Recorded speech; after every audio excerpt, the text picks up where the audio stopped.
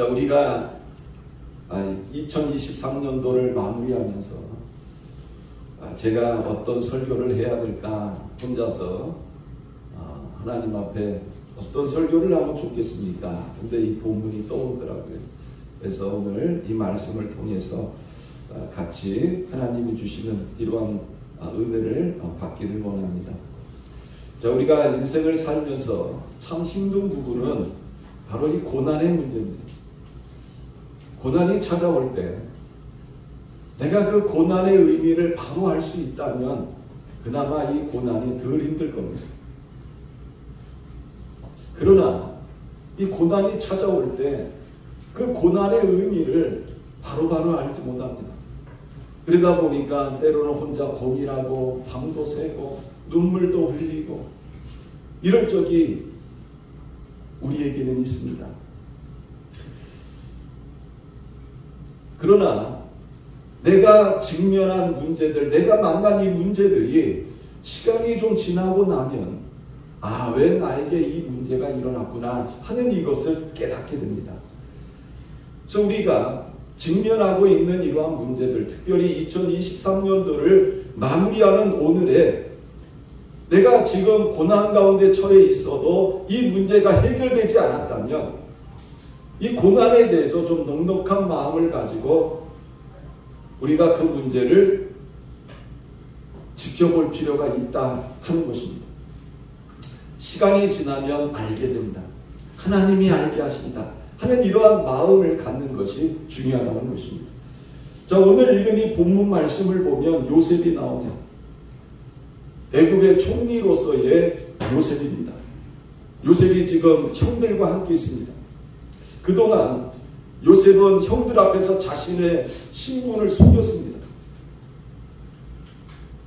애굽의 총리로서 형들을 만났습니다.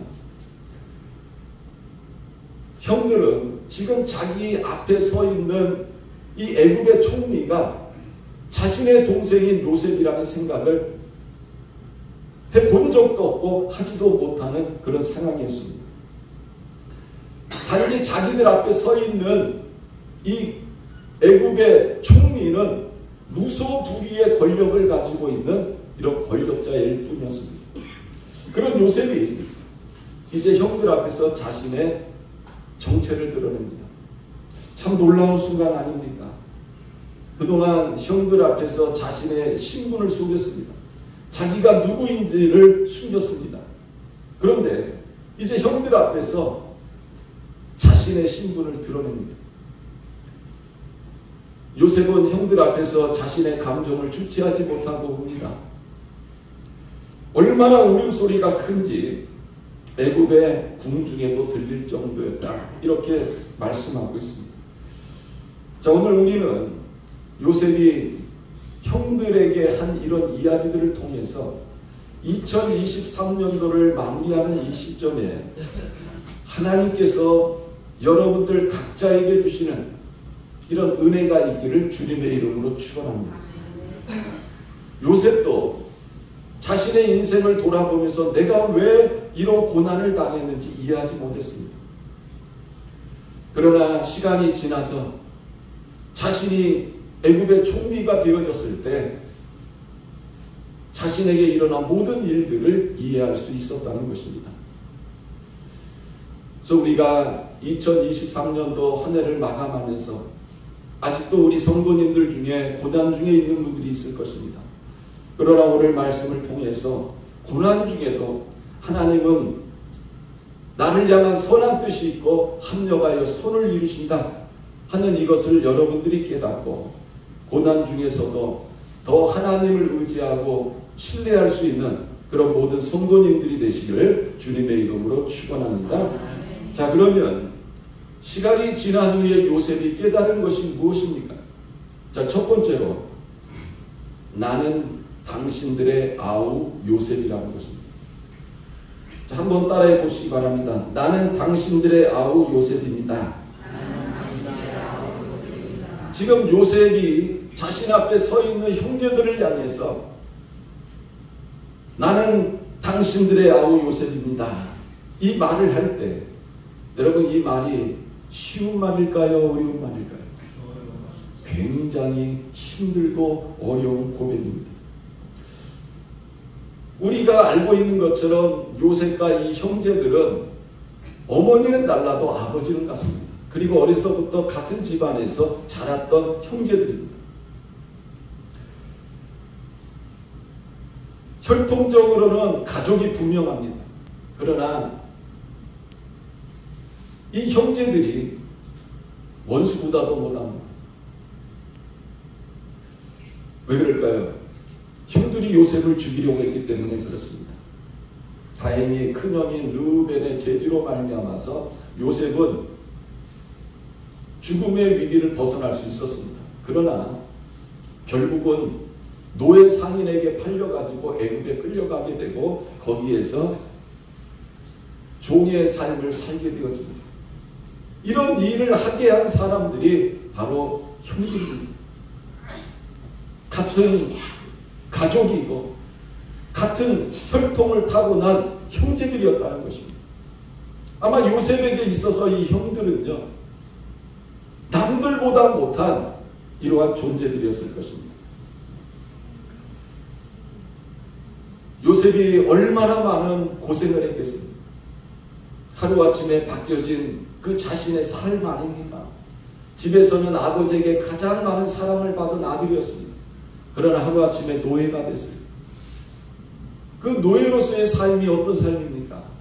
자유가 없고 늘 억압당하고 시키는 거는 해야 되고 한다고 한들 무슨 나에게 상급이 주어지는 것도 아니고 그야말로 죽지 못해 사는 이러한 삶이었다는 것입니다. 그런 삶 속에서 그나마 열심히 해서 인정을 받아가지고 이제 보디발 집안의 가정 총무가 되었습니다. 그러나 이것도 잠시 그 여주인이 유혹을 합니다. 그 유혹을 뿌리친 결과 감옥에 갇히게 돼요. 이게 요셉의 삶이었습니다. 끊이지 않는 그 환난과 고난이 계속해서 요셉의 생애에 일어났습니다. 요셉이 이런 상황에 처하게 된 것이 누구 때문입니까? 형들 때문입니다. 형들이 요셉을 애굽의 노예로 팔았기 때문에 요셉에게 이런 일이 일어난 거예요. 요셉이 그런 삶 속에서 그 형들을 생각하면서 얼마나 이를 갈았겠습니까? 저것들은 형들도 아니야. 어떻게 나한테 이런 일을 할 수가 있어? 저것들은 내 가족도 아니야. 하나님 뭐 하십니까? 저런 일을 한 저들에게 하나님의 심판이 임하게 하옵소서. 아마 이런 얘기 하지 않았을까요? 그런 요셉에게 삶의 전환이 일어납니다. 감옥에서 꿈을 해몽해 준 그 술 맡은 간원장이 복직이 돼요. 2년 후에 이 애굽의 왕이 꿈을 꿉니다. 애굽의 그 어떤 사람도 이 꿈을 해몽해 주는 사람이 없어요. 이때 술 맡은 간원장이 요셉을 기억하고 왕에게 추천합니다. 왕의 꿈을 해몽을 해줬습니다. 그 결과 요셉은 애굽의 총리가 됐습니다. 왕을 제외한 절대자의 권력의 자리에 앉게 되어진 거죠. 당시 최강대국인 애굽의 총리가 된 요셉입니다. 지금 그 앞에 누가 서 있습니까? 바로 형들이 서 있는 거예요. 자신을 노예로 팔아버렸던 형들이 지금 자신 앞에 서 있습니다. 여러분 같으면 어떻게 하시겠습니까? 너희들은 형제가 아니야. 너희들은 남보다 못한 놈들이야. 너희는 나의 원수야. 아마 그러면서 복수할 수도 있을 것입니다. 그러나 여러분, 요셉은 지금 그 형들 앞에서 뭐라고 이야기를 하고 있습니까? 나는 당신들의 아우 요셉이니 당신들이 애굽의 판자라, 이렇게 말씀하고 있습니다. 쉽지 않았을 것입니다. 그러나 요셉은 그 형들 앞에서 나는 당신들의 아우입니다, 이렇게 고백하고 있습니다. 지금 애굽의 최고의 권력을 가지고 있는 요셉입니다. 말 한마디면 형들이요 다 죽일 수 있습니다. 그러나 이 요셉은 그렇게 하지 않습니다. 그들 앞에서 나는 당신들의 아우 요셉입니다. 이렇게 말하고 있습니다. 가족 같지도 않는 그 가족을 향해서, 자신을 죽이려고 했던 그 가족들 앞에서, 자신을 노예로 팔아버린 그 가족들 앞에서 그 가족을 부인하지 않습니다. 나는 당신의 아우 요셉입니다. 이렇게 말하고 있습니다.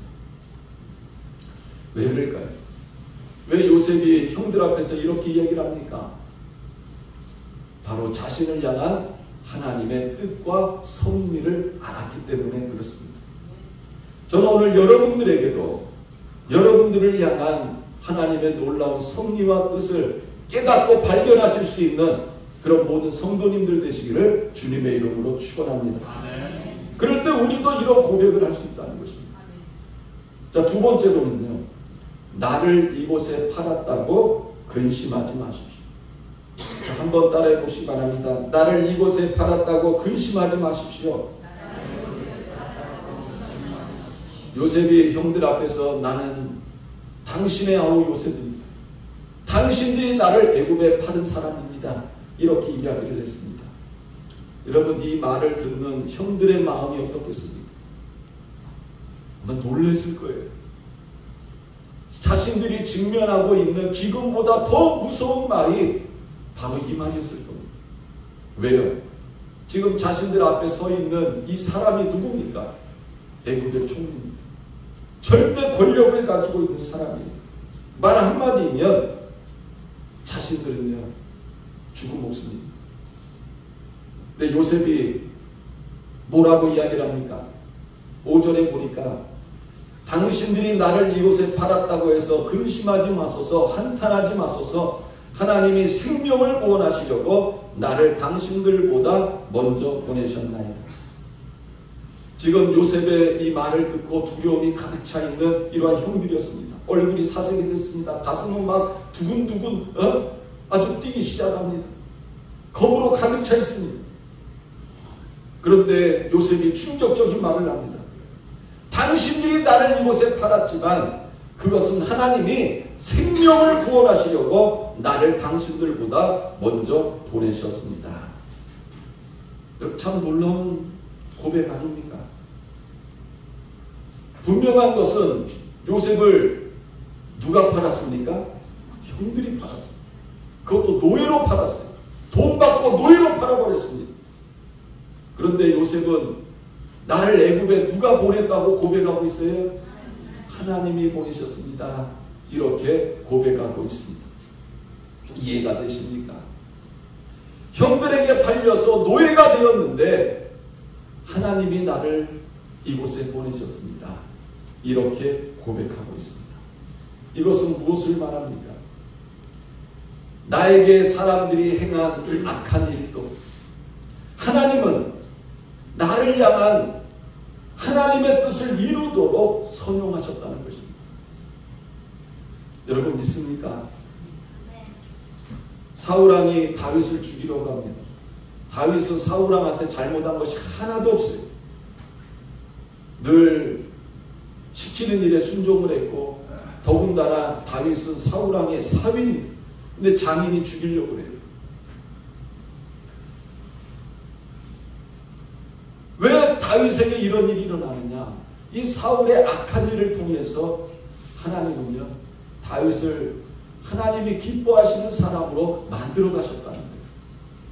하나님 마음에 합한 사람, 정말 하나님께 영광을 돌릴 수 있는 사람으로 하나님께서 만들어 가셨다는 것입니다. 여러분 오늘날도 마찬가지입니다. 내 주변에 나를 힘들게 하고 나를 괴롭게 하고 나를 대적하는 사람들이 있습니다. 인간적으로 생각하면 나쁜 놈들이죠. 그러나 우리가 깨달아야 됩니다. 하나님의 눈으로 그 사람을 바라봐야 됩니다. 하나님은 그런 사람들의 그 악한 일을 통해서 나를 하나님의 사람으로 만들어 가시는 거예요. 나의 모난 부분을 깨뜨리고 다듬고 그러면서 나를 하나님의 사람으로 만들어가는 거예요. 내가 개인적으로 생각하면 얼마나 나쁜 놈입니까? 저걸 그냥 똑같이 한번 해줘. 여러분, 힘이 없어서 안 하는 게 아니에요. 저걸 정말 똑같이 한번 해? 그게 아니라 저 사람을 통해서 하나님이 나를 하나님의 사람으로 만들어 가시는구나. 나의 모난 부분을 깨뜨리고 내 잘못된 것을 벗어버리게 하고 하나님께서 원하시는 하나님의 사람으로 빚어가시는구나. 이것을 우리가 깨달아야 되는 것입니다. 자, 그러면 왜 요셉을 노예로 애굽에 보내셨습니까? 요셉은 이렇게 고백을 합니다. 하나님이 생명을 구원하시려고 나를 당신들보다 먼저 보내셨나이다. 왜 하나님이 요셉을 애굽에 보내셨어요? 생명을 구원하려고 나를 당신들보다 먼저 보내셨습니다. 이렇게 말을 하고 있습니다. 여러분, 기가 막히지 않아요? 나는 형들에 의해서 팔려가지고 노예로 왔는데 하나님께서 나를 보내셨는데 왜 보내셨느냐? 생명을 구원하게 하시기 위해서 나를 보내셨다. 놀라운 고백입니다. 지금 요셉이 애굽 왕이 꾼 그 꿈, 그것을 해몽해 줄 때 7년 흉년을 말을 했습니다. 근데 지금 2년의 흉년이 지나가고 아직 5년의 흉년이 남아있어요. 요셉은 자신의 사명이 무엇인지 잘 알았다는 겁니다. 내가 애굽의 총리가 된 것은 나로 잘 먹고 잘 살기 위해서 내가 애굽의 총리가 된 것이 아니고 생명을 살리게 하시기 위해서 하나님이 나를 애굽의 총리로 세우셨다. 이 고백을 하고 있는 것입니다. 사랑하는 성도 여러분, 지금 고난의 문제로 인하여 힘들어하시고 아파하시는 분이 있습니까? 2023년도가 지나가는 오늘 마지막 날임에도 불구하고 내가 가지고 있는 이 고난의 문제가 아직 해결되지 않은 분들이 있습니까? 하나님을 바라보시길 바랍니다. 지금은 힘들고 어렵고 내가 그것을 잘 알지 못하지만 분명한 것은 하나님은 나로 하여금 알게 하신다는 것입니다. 내 인생에 왜 이런 일이 일어났는지를 하나님은 나로 하여금 반드시 깨닫게 하십니다. 아멘이십니까? 아멘. 자, 그러면 하나님께서 왜 요셉을 애굽에 보내셨습니까? 또 요셉은 이런 고백을 합니다. 7절에 보면 하나님이 큰 구원으로 당신들의 생명을 보존하고 당신들의 후손을 세상에 두시려고 나를 당신들보다 먼저 보내셨나니 이렇게 말하고 있습니다. 앞에서는 나로 생명을 구하기 위해서 보냈다 이렇게 말하고 있는데 지금 7절에 보면 하나님이 당신의 생명을 구원하고 당신들의 후손을 구원하기 위해서 나를 이곳에 보냈다 이렇게 고백하고 있는 겁니다.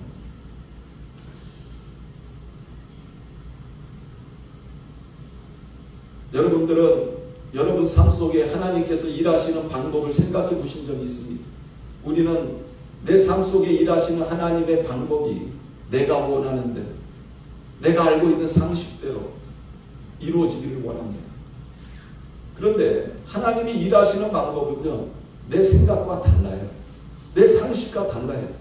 내가 원하는 대로 이루어지지 않는다는 거예요.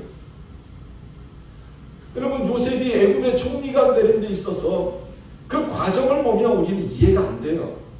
아니, 어떻게 노예로 팔렸는데, 그것도 형들이 노예로 팔아버렸는데 이 요셉이 어떻게 애굽의 총리가 되어졌을까? 이해가 되지 않습니다.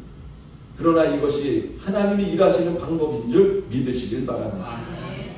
그러니까 여러분들이 삶 속에서 하나님이 우리에게 은혜를 베푸시고 역사하시고 일하실 때 여러분들이 가지고 있는 또 내가 알고 있는 원하는 이런 방식을 버려야 되는 거예요.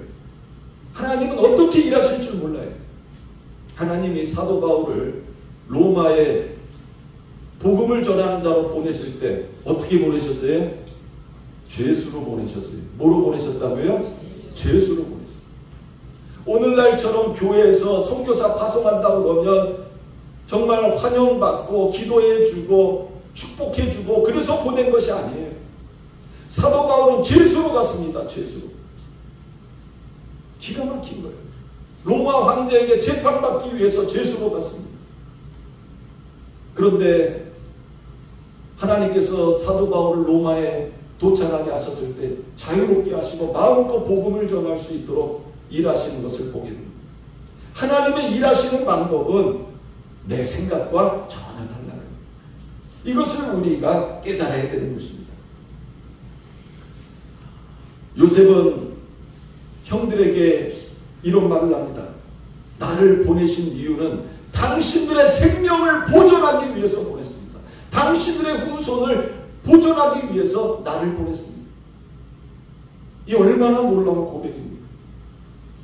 그래서 8절에 이런 고백을 합니다. 그런즉 나를 이리로 보낸 일은 당신들이 아니요 하나님이시다. 하나님이 나를 바로에게 아버지로 삼으시고 그 온 집의 주로 삼으시며 애굽 온 땅의 통치자로 삼으셨나이다. 여러분, 이 말이 얼마나 감동이 됩니다. 얼마나 은혜스럽습니다. 참 기가 막히고, 이게 기독교의 진수입니다. 여러분, 우리가 성경을 읽으면서 이런 말씀을 보면서 얼마나 은혜가 되고 감동이 됩니다. 분명 그 형들이 요셉을 팔았어요. 그래서 요셉은 이루 말할 수 없는 고난을 겪었습니다. 그러나 하나님의 은혜를 깨닫고 나서 요셉은 이런 고백을 하는 거예요. 나를 이리로 보낸 이는 당신들이 아니라 하나님이십니다. 하나님이 나를 바로에게 아버지로 삼으시고 그 온 집의 주로 삼으시며 애굽 온 땅의 통치자로 삼으셨습니다. 지금 형들은 잔뜩 겁을 먹고 있어요. 그런 형들을 향해서 요셉이 이런 말을 할 때 여러분, 형들의 마음이 어땠겠습니까? 얼마나 미안하고 과거에 행했던 그 일이 얼마나 창피하고 아마 쥐구멍이라도 있으면 들어가고 싶은 이런 마음 아니겠습니까? 예수 믿는 사람들은 이런 삶을 살아야 돼요. 똑같이 칼을 들고 싸우는 존재가 아니라 내가 지금은 당하고 힘들고 어려워도 하나님은 반드시 이 모든 것을 아신다. 하나님께서 이 모든 것을 통해서 나를 세워주신다. 선한 일을 하신다. 합력하여 선을 이루신다. 이런 믿음을 가지고 우리가 하나님 앞에 서 있어야 됩니다. 그럴 때 하나님께서 우리에게 그런 놀라운 일들을 행하시는 거죠. 저는 여러분들도 이 요셉과 같은 이런 고백을 할 수 있는 모든 성도님들이 되시기를 주님의 이름으로 축원합니다. 우리가 인생을 살다 보면 나에게 왜 이런 고난이 찾아왔는지 이해하지 못할 때가 많아요. 그래서 늘 고민하고 걱정합니다. 그러나 어느 날 하나님이 알게 하세요. 그 깨달음이 올 때 여러분, 우리는 정말 하나님 앞에 감사할 수밖에 없고 변화되어진 내 모습에 하나님이 하셨구나. 이것을 다시 한번 생각하게 되는 것입니다. 자, 세 번째로는 아버지와 아버지의 가족과 아버지에게 속한 모든 자를 내가 봉양하겠습니다. 이런 말을 하고 있습니다. 자, 여러분, 놀랍지 않습니까? 이 요셉이 애굽의 국무총리가 돼서 자신의 아버지를 봉양하는 것은 할 수 있어요. 당연한 거예요. 왜? 자식이니까. 그러나 여러분, 아버지의 가족 누굽니까? 바로 이 자기 앞에 서 있는 형들 아닙니까? 이 형들이 아버지의 가족 아닙니까? 또 그들의 자식들 다 아버지의 뭡니까? 아버지의 가족 아닙니까? 아버지의 손자들, 손녀들 아닙니까? 그러나 요셉에게 있어서는 그들이 누굽니까? 원수 같은 자들 아닙니까? 자신을 죽이려 하고 노예로 팔아버렸던 이러한 존재들입니다. 그런데 요셉은 지금 그 형들에게 놀라운 고백을 하고 있습니다. 요셉이 형들에게 무슨 말을 합니까? 여러분, 우리 9절부터 우리 11절 말씀 우리 같이 한번 읽어보겠습니다. 9절부터 11절 시작. 당신들은 속히 아버지께로 올라가서 아뢰기를 아버지 아들 요셉의 말에 하나님이 나를 애굽 전국의 주로 세우셨으니 지체 말고 내게로 내려오사 아버지의 아들들과 아버지의 손자들과 아버지의 양과 소와 모든 소유가 고센 땅에 머물며 나와 가깝게 하소서. 아직 5해가 있으니 내가 거기서 아버지를 동양하리이다. 아버지와 아버지의 가족과 아버지에게 속한 모든 사람에게 부족함이 없도록 하겠나이다 하더라고 전하소서. 요셉이 형들에게 하는 이 말을 우리가 들으면서 예수 믿는 사람들은 어떤 삶을 살아야 될까? 우리가 다시 한번 생각하게 되는 겁니다. 사랑하는 성도 여러분, 인생을 살다 보면 나에게 적들이 생기기도 하고 나에게 해를 끼치는 사람들도 생겨나게 됩니다. 그들을 생각하면 참 힘들고 어렵습니다. 괴롭습니다. 그 당시에는 왜 이런 일이 일어났는지 이해를 할 수가 없습니다. 그러나 시간이 지나면서 하나님이 알게 하십니다. 왜 나에게 이런 일이 일어났는지 하나님이 알게 하세요. 특히 그 고난의 자리에서 벗어나서 이제는 영향력 있는 사람이 되어지고 힘 있는 사람이 되어지고 이럴 때에 내가 왜 이런 일이 일어났는지를 더욱더 알게 됩니다. 하나님의 눈으로 일어난 모든 일을 볼 수 있게 되어진 것입니다. 그래서 용서의 사람이 되어지고 포용의 사람이 되어지고 그 사람을 품을 수 있는 이런 사람이 되어지는 것입니다. 여러분, 원수를 사랑하라고 성경은 말씀하죠. 근데 원수 사랑이 됩니까? 안 됩니까? 안 돼요. 원수 사랑은 내 힘으로 하는 게 아니에요. 내 능력으로 하는 게 아니에요. 내 노력으로 되는 게 아닙니다. 뭐 내가 마음이 넓어서 원수를 포용할 수 있다고요? 웃기지 마세요. 한 번은 할 수 있어요.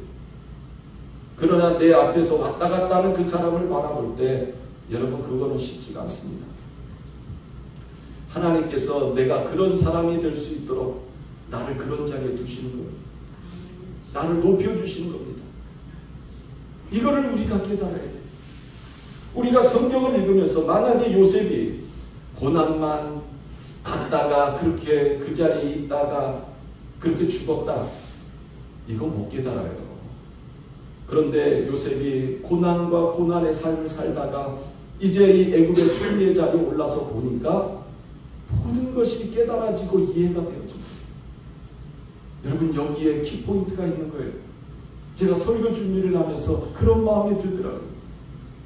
내가 너를 그런 영향력이 있는 자리에 앉히면, 내가 너에게 힘을 주면, 내가 너에게 영향력 있는 사람이 되게 하면 너는 어떡하겠니? 우리가 그런 자리에 앉게 되면 세상 사람들은 원수부터 갚으려고 그래요. 그러나 예수 믿는 사람들은 어떤 사람들이 되어져야 되느냐? 하나님께서 하셨구나. 하나님이 나를 이 자리에까지 인도하시기 위해서 하나님께서 나에게 이런 고난을 허용하셨구나. 이거를 깨닫게 되는 거예요. 저는 여러분들에게 이런 깨달음이 있기를 주님의 이름으로 축원합니다. 사랑하는 성도 여러분, 이제 2023년도를 마무리하는 이러한 마지막 날이지만 아직도 고난 중에 계신 분들이 계실 겁니다. 그렇다면 이것을 기억하시길 바랍니다. 내가 믿는 하나님, 내가 알고 있는 그 하나님은 어떤 분이냐? 내 인생을 고난 속에 살다가 고난으로 끝나게 하시는 분이 아니라는 것입니다. 하나님은 그 고난을 통해서 나를 하나님의 사람으로 만들어 가십니다. 그리고 어느 날 나도 영향력 있는 사람이 되고 힘 있는 사람이 되고 뭔가 할 수 있는 그런 위치로 나를 올리신다는 거예요. 그럴 때 나는 어떤 삶을 살아야 됩니다.